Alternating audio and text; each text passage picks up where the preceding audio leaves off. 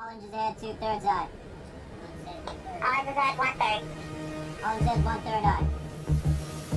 Hello everyone, and welcome back to the Fluctus channel.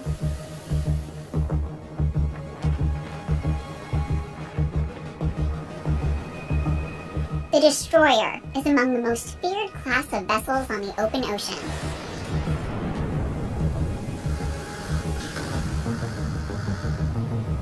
These fast, maneuverable, and heavily armored warships were first conceived in the U.S. in 1902 through the USS Bainbridge, decades after the invention of the self-propelled torpedo.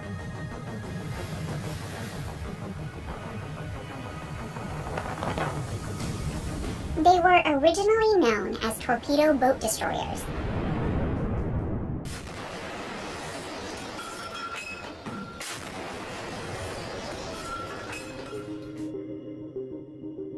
But by World War I, the term destroyer became a catch-all name for the boats.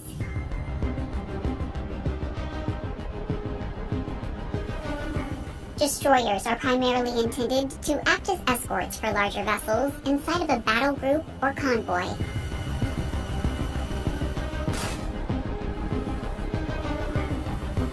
With their ability to move quickly and attack a wide range of target types, they are the perfect line of defense for aircraft carriers.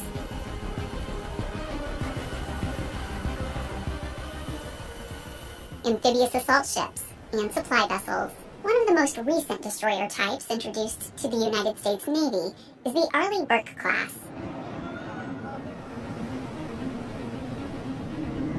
These vessels measure more than 500 feet long and can travel at speeds of up to 30 knots.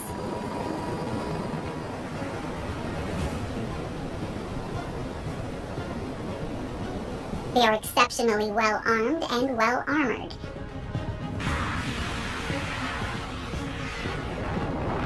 Boasting a range of weapons and more than 300 enlisted crew members per vessel.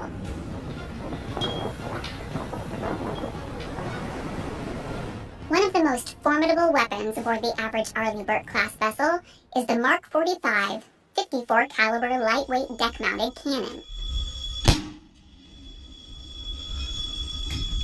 The versatile gun is suitable for use against surface warships, land-based targets, and enemy aircraft.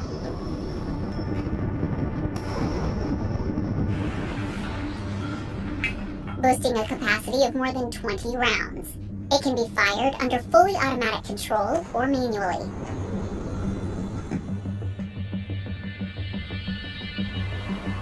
Either way, it takes a 6-person crew below deck to keep the cannon fully stocked with ammunition during long periods of fire.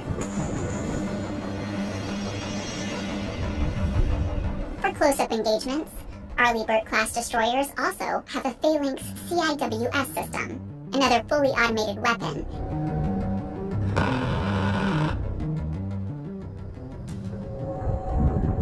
This high-speed autocannon is capable of targeting enemy fast boats and other high-speed vehicles that might attempt to engage the destroyer at close range.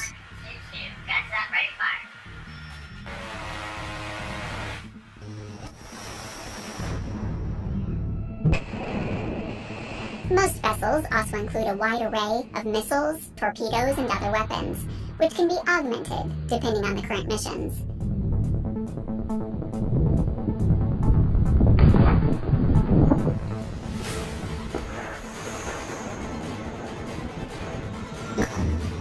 In short, these are not the sort of opponents one engages lightly. Regular maintenance is a huge part of life at sea. And the 300 crew members assigned to Arleigh Burke class destroyers, like the USS O'Kane seen here, work daily to ensure their vessel is in the very best working order.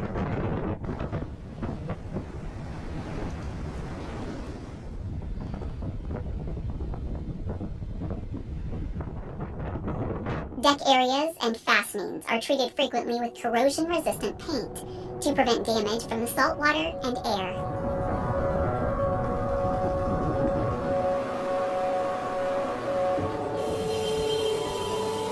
Below the deck, welders work to fix or replace metal components for all sorts of ship parts.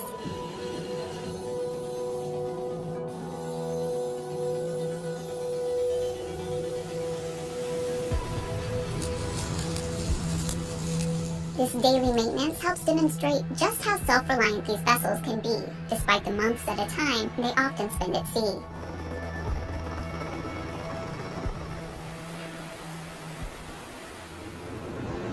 However, there are times when even the most well-maintained ship will need to spend some time in dry dock.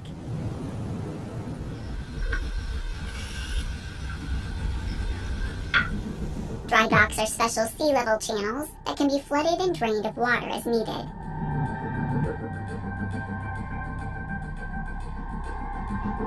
They simply allow even the largest vessels to enter the channel directly from the water.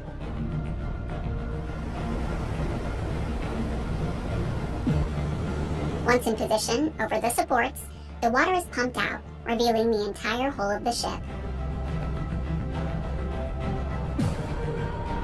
This gives dock maintenance crews access to parts of the ship that would normally be underwater. Considering the amount of armor present on the average destroyer, it would be unacceptable to lose a nearly $2 billion ship to saltwater corrosion or rust.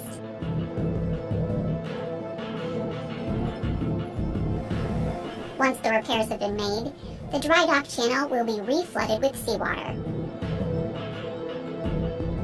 Once the gate is open, the newly repaired destroyer can make its way back into the open ocean.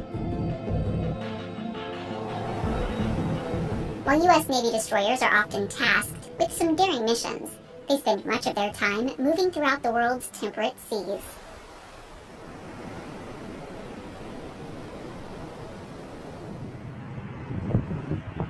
In the case of the U.S. Coast Guard, it's not uncommon for a mission to take them well within the Arctic or Antarctic Circle. Such situations call for a special type of boat that can not only handle operating in extremely cold conditions, but also break its way through thick sections of ice without sustaining damage.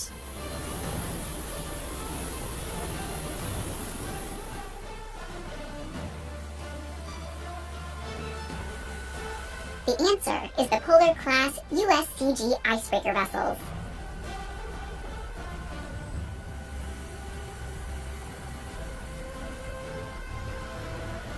First introduced in the 1970s, these highly specialized cutters can measure more than 400 feet long and stand well over 100 feet from the waterline.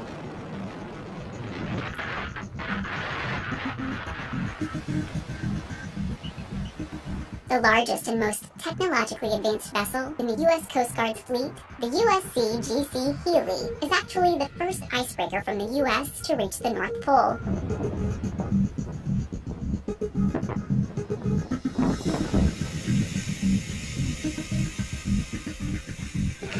Despite their rough and tumble job, icebreakers like the Healy are packed with advanced technology.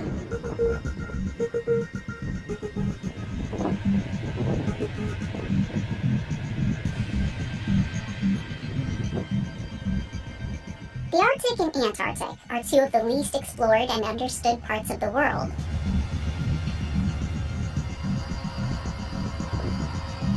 So much of what these vessels do is focused on scientific discovery and innovation.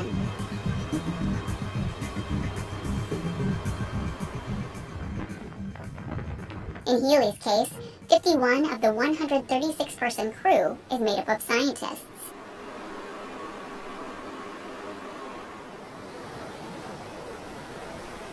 The vessel also boasts 5 laboratories in total, including a chemical lab, wet lab, and meteorological lab.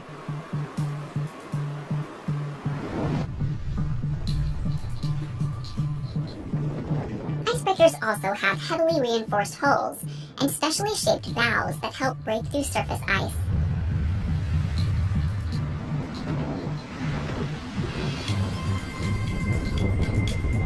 They also have mechanisms that shift the ship's ballast from stern to bow to give them additional weight when icebreaking.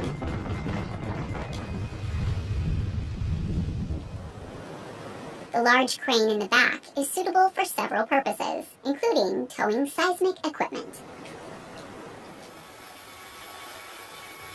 The vessel also features a helicopter pad from which it can deploy an aircraft to provide additional reconnaissance or to spot potential problems in the path of the icebreaker.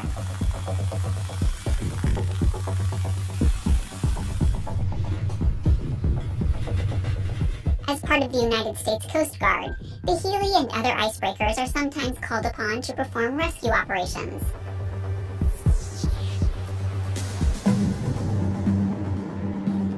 In July 2014, a 36-foot sailboat became trapped in the Arctic ice about 40 miles north of Barrow, Alaska, the northernmost town in the United States. The man had been attempting to sail his boat from Vancouver to eastern Canada through the Northwest Passage.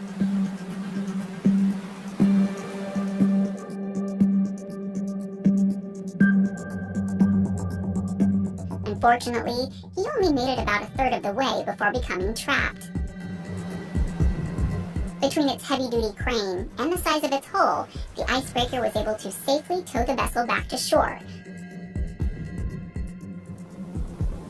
while clearing a path through the ice to protect it along the way. Accessing the Arctic has always proven extremely difficult and dangerous for humans.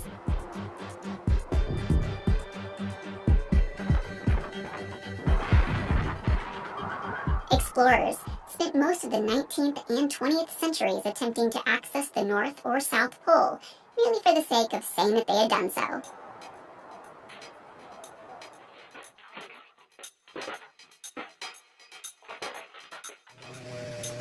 Today, we can fly there with minimal effort, thanks to modern technology.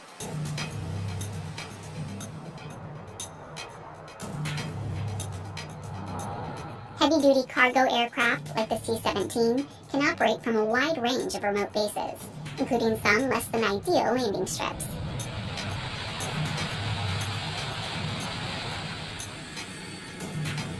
These planes routinely land and take off from Phoenix Airfield in Antarctica, which features a runway of heavily compacted snow and ice.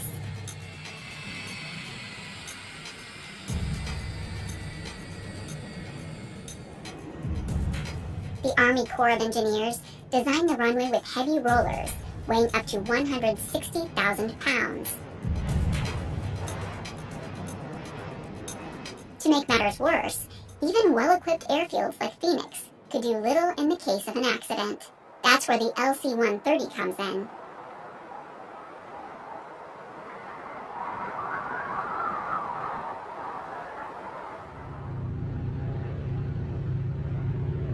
This is a ski-equipped variant of the C-130 Hercules, another large military cargo aircraft specifically modified for use in icy and snowy environments.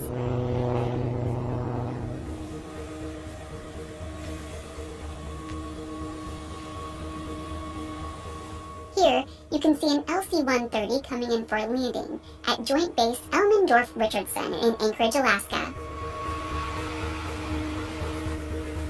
It's important that the landing gear be suitable for both standard concrete and snow, which is why the ski fits atop the wheels rather than completely replacing them.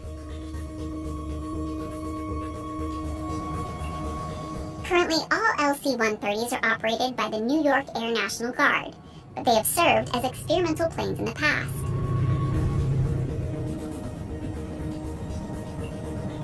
This makes it possible to see other hybrid landing gear aircraft in the future. Over the years, 3 C-130s have performed exercises, drills, and missions in places like Greenland and New Zealand.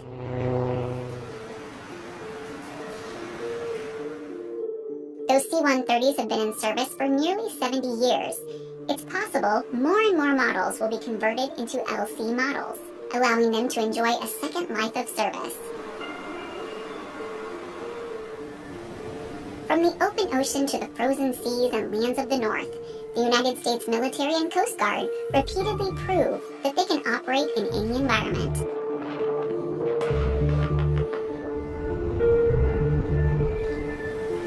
Be it a mission of peace, science, or rescue, nothing can stop these ships and planes as they complete their missions for their country.